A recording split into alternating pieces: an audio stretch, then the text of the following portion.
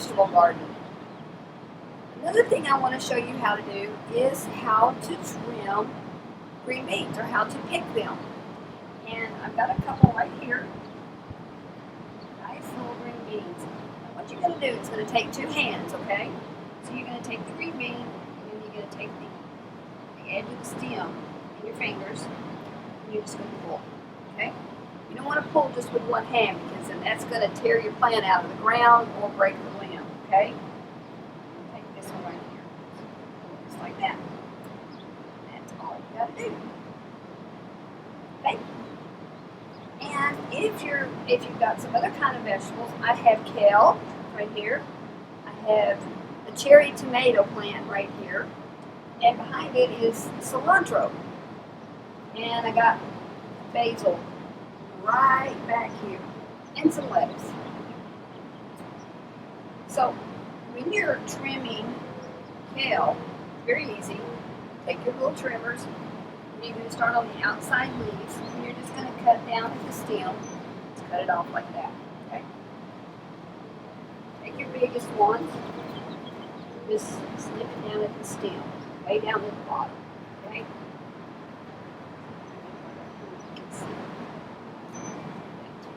Okay? Let's do that. Alright. There you go. And there's how you trim kale. Very simple, very easy. It makes a very good salad. And so one more thing I want to say about tomatoes and basil. You should always plant basil with the tomato plant. And the reason is because the basil will keep tomato worms off of your tomatoes. And those are ugly, mean, devouring little creatures. So always plant some basil with your tomatoes. And another thing here is I got a little crazy little tomato snake. You can do like a bamboo straight pole, or you can get what they call tomato cages, which is a big wire cage you put on the tomato so it'll have something to climb on. And then you can always use a piece of string and tie it up to your stick or your cages. Okay? So that way the limbs don't fall and break once they get loaded with tomatoes, okay? So,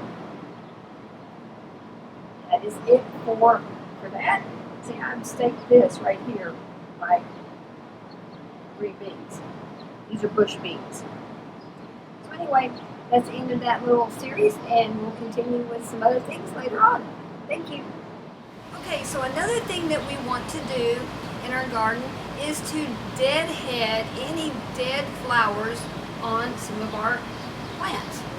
So it's very, very easy. Again, we're going to use our little hand clippers, and if you find a dead flower, these are marigolds right here, and what we're going to do is we're going to just kind of grab the top of it and we're going to nip it, just kind of look where it's right down there like that. That's all you got to do.